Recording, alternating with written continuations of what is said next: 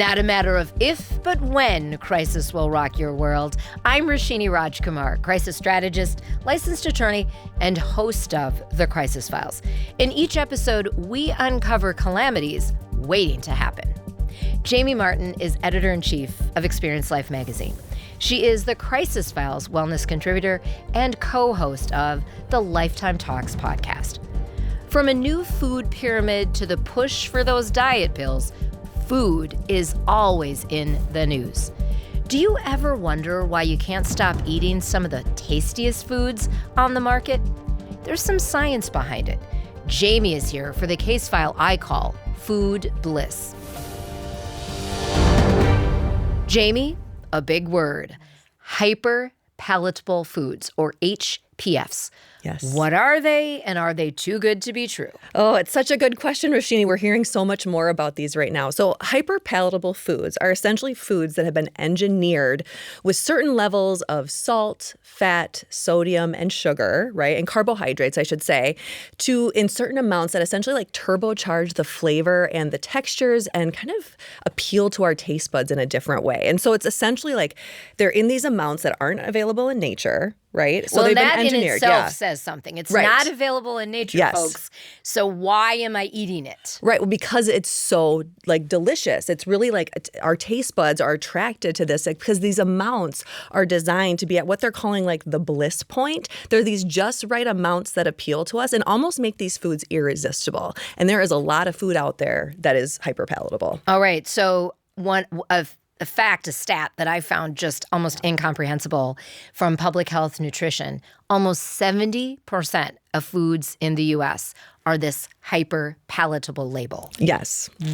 Now, is it mainly, do we think of that as packaged foods, or is that a different? Oh, no, this is packaged foods. It's a lot of frozen products, ready-made foods, desserts, school lunches, like prepackaged school lunches. Even some of the food products that are designed for like weight loss, those are hyperpalatable foods. They're designed to be appealing for you, so you want to eat more of them. Wow. Okay. So the effects of these HPFs, nutrient deficiencies, systemic inflammation, yes. microbiome disruption. All of these things sound so awful, and they could be happening to us all at once, too. Right. So these foods, while they're really delicious and they're appealing to us, they're very calorie dense but nutrient deficient. So essentially, when we're lacking nutrients, we're going to become nutrient deficient. You think about a blueberry. A blueberry in its natural form is a single flavor, sweet, but it also has other nutrients in it. It has fiber. It has phytonutrients, other things that are nourishing us. The fiber in particular makes it something that like slows down the digestion so you can absorb the nutrients. These hyperpalatable foods are meant to be digested quickly. Again, they're calorie dense, but they're not nutrient dense. So they break down quickly, so you want more of them. So you're getting a lot of food, but not the nutrients. So again, you're lacking nutrients, but then also those nutrients you are getting, low nutrients, sugar, fats, those like the systemic inflammation problem, they're driving that. Inflammation has a downstream effect in the whole body. It can lead, especially chronic inflammation, which can happen anywhere, can lead to a variety of like lifestyle-related health issues, high blood pressure, type 2 diabetes, even certain cancers. That's an issue in itself. And then you talk about the microbiome, like the good guts, the good bugs and the bad bugs that are in there. When there's more nutrient deficient things coming into your system, they're not feeding those good bugs, they're nourishing the bad ones. So there becomes dysregulation, which can cause even more inflammation in the body, along with like digestive issues. People with like IBS and ulcerative colitis, that can be a result of microbiome disruption. That's a whole episode in and of itself. We can talk about. You know, in the past on the Crisis Files, we've talked with you in the episode we called Vegas Baby. We talked with you about that vagus nerve and inflammation and all that disruption to the microbiome. So these kinds of foods, they are by choice. These are not the kinds of foods that doctors and nurses are suggesting we consume. Right, but they're out there. And that's the thing. It's kind of curated what they're calling this industrial palate, right? So because they're so widely available and they're so appealing, our taste buds have literally changed to prefer them. So even though we might want to eat healthier things, we may not think they're very good. So we may be drawn to these other things instead. So that's why it becomes an intentional choice that we have to start shifting behaviors. It is. And this is really an addiction. Yes. So let's go back to the blueberry, which, by the way, is one of my favorite foods in the world. world. The thing that you described about the blueberry is not only is there fiber, good taste, other sugars that maybe your body, good sugars. Phytonutrients, those flavonoids and antioxidants that you need. But it is actually slowing down your desire to eat more, correct? Yes. So it's actually... You feel more satisfied more from it. satisfied and satiated. Yes. Whereas these hyperpalatable foods do not make you feel like you've eaten enough. Right. And they become almost irresistible. So I think of, like, for myself, my example, my weakness might be Oreos. And it's like, oh, I should have 2 Oreos, right? But then I find I've had a whole row, right? Like, that's terrible. That's not a good thing for my body, but that's because they're so good. The Girl Scout Thin Mints. Oh, yes. It is easy for me to eat a whole row that the only way we can prevent that from happening is, sorry, Girl Scouts of America and the world, I cannot buy them from you because it's just too much. Well, you just are going to want more and more of them. And I think that's where, again, healthy eating is a very intentional act. It's not always easy because what is available to us and what is often affordable to us are more of these hyperpalatable foods. They tend to cost less too. So that's also something, they're more accessible for a lot of people than some of the whole foods that would actually be nourishing and better for our bodies.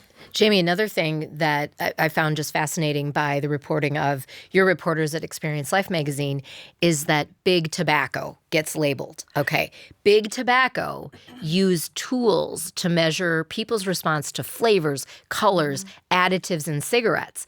And then if you recall, if you think about the history or study up on what did big tobacco companies start buying? Food companies. Yep. So all of a sudden, that same research into marketing and about our palates and our senses and our taste buds now go into how those companies are creating food. Right. They're applying that same exact toolkit into the creation of their food products to make them more appealing to you, and it taps into this, what they call like the hedonic pathway. Like it's tapping into our brain's reward system to that point. So the more that you are eating these things, the more kind of dopamine's being released because it's a pleasure thing, right? Like, oh, I'm enjoying that. I want more of that. Again, it's very similar to some of the addictive behaviors that happen with alcohol, nicotine, opiates, right? But it's tapping into that same area. And their big tobacco knew that, applied it to some of these foods that they acquired.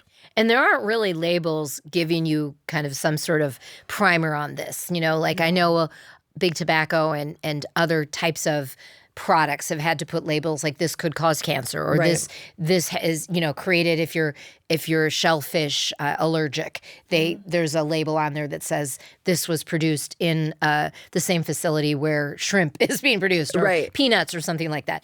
These hyperpalatable foods are not giving you, those companies are not putting labels about this will make you want to eat forever. Like, it doesn't say that. No, absolutely not. But I mean, I think one of the things that you're alluding to too is that they even are applying like the lessons of packaging on the marketing. It's not even just in the food itself, but the appeal of how they're presented to you. Like, you're drawn to that. So that's another thing that they're tapping into. But yeah, I think the biggest thing you can look at is the ingredients label. Obviously, you want fewer ingredients, the better. Hopefully things that you can pronounce and you know what they are. I think one thing it's really important is to distinguish. There's also this idea of ultra-processed foods, which are slightly different than hyper-palatable foods. Ultra-processed foods have more of like these industrial created nutrients in them. What's an example of that? Well, like, I mean, if you think about some of the additives that you're going to see, like those are created to create flavors that are similar to what would be in nature, but they're not like actually Taco natural. Bell. I remember reading an article about their chief innovation officer and how they create these flavors to then bring you this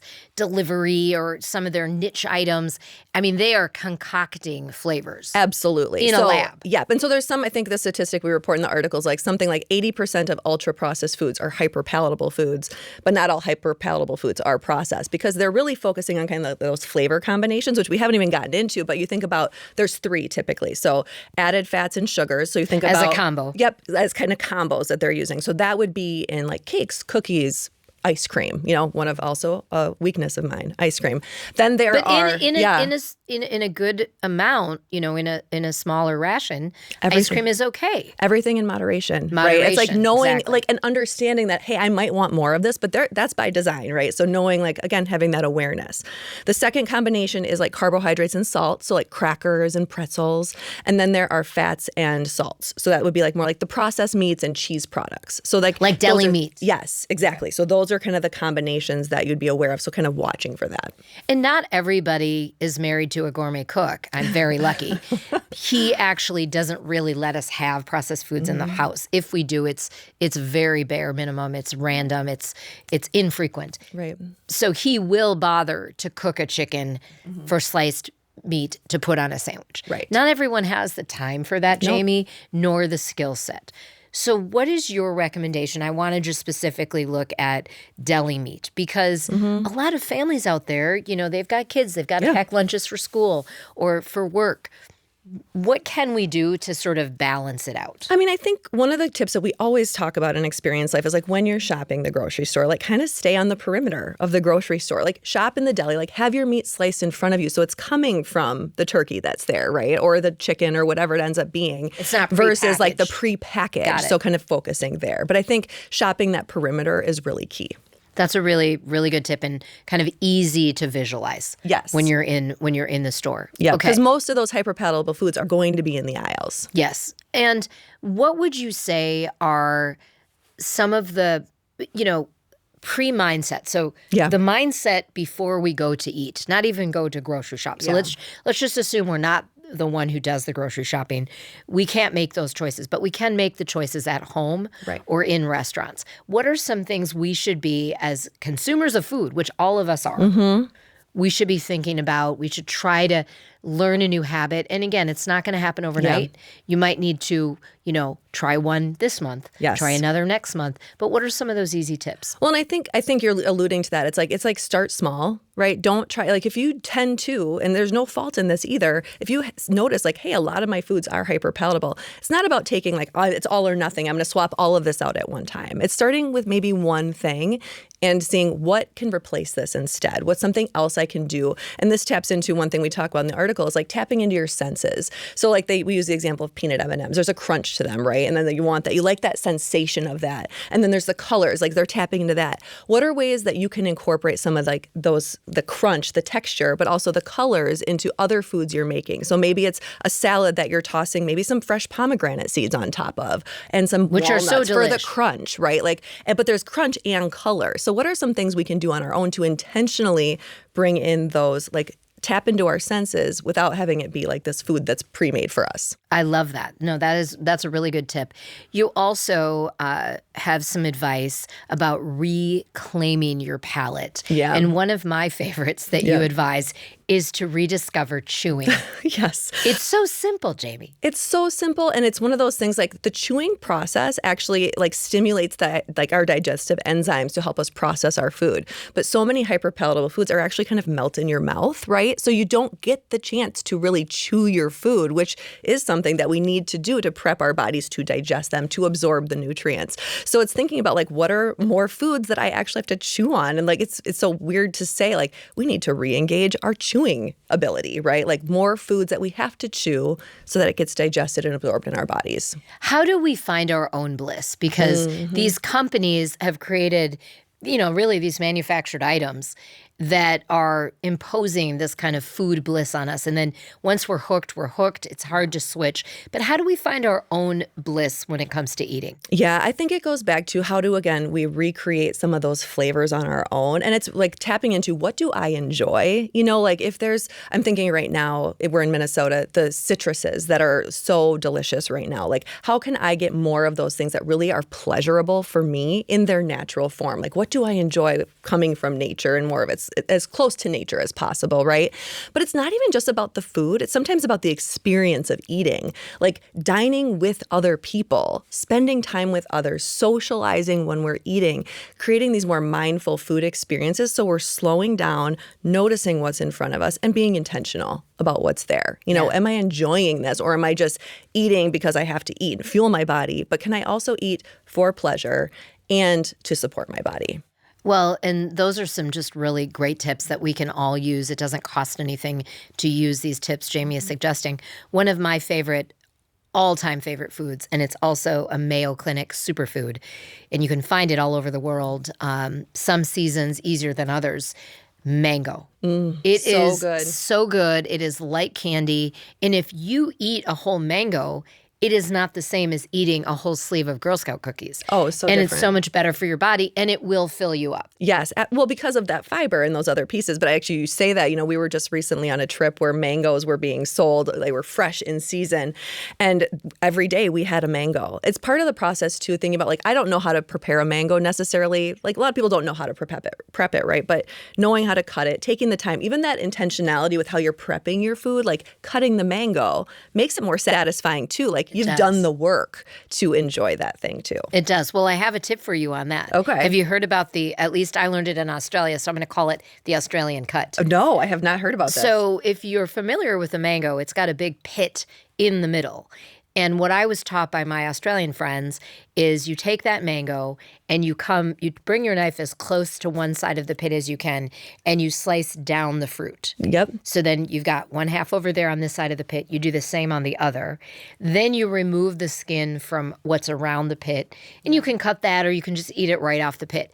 What you have left are these two halves that you take and you do like a tic-tac-toe. Oh, yeah. And then you can... Yeah. Then you can either slice it off like that or flip it.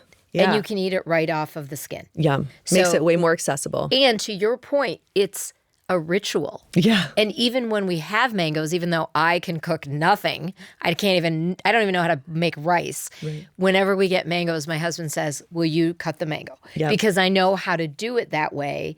And it's a little point of pride in our household for me. Well, that I know how to cut the mango. I love it. And I love the use of the word food rituals, because I do think when we take the time to prepare more of our own foods, and that's part of the issue with hyperpalatable. They're very accessible. They're quicker to make. You can often just pop them in the microwave or whatever.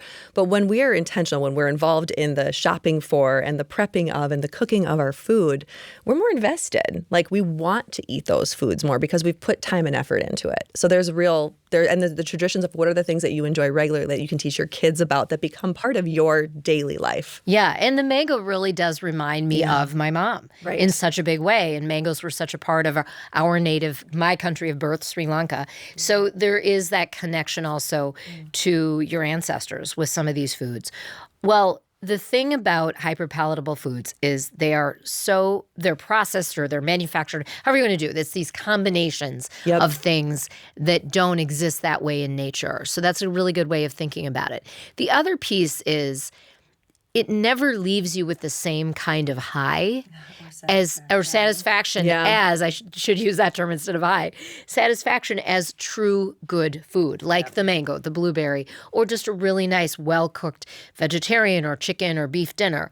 So that's another thing to think about, because there's so many analogies to addiction when you're getting into these hyperpalatable foods. So I'm hoping people can think about that to prevent the calamity in their world. Absolutely. And I think one way to notice if this is happening is if you just want more of it. If you're eating it, and it's just I feel like I can't stop. I can't shut it off. That is a sign that it is a hyperpalatable food. And that's an awareness, right? The first step to notice it to kind of changing a habit is having awareness around it. So then change that one thing and then move from there. All right, Jamie, I don't want to end on that addiction note. So let's do a really super quick lightning round. Okay. What is your favorite food? My favorite food? Honestly, right now, I'm going to say right now, my favorite food is that we've been buying pomegranates on the regular. And there is a ritual in prepping a pomegranate and what that does. So my girls and I was actually teaching my older daughter just the other night how to cut a pomegranate and de-seed it.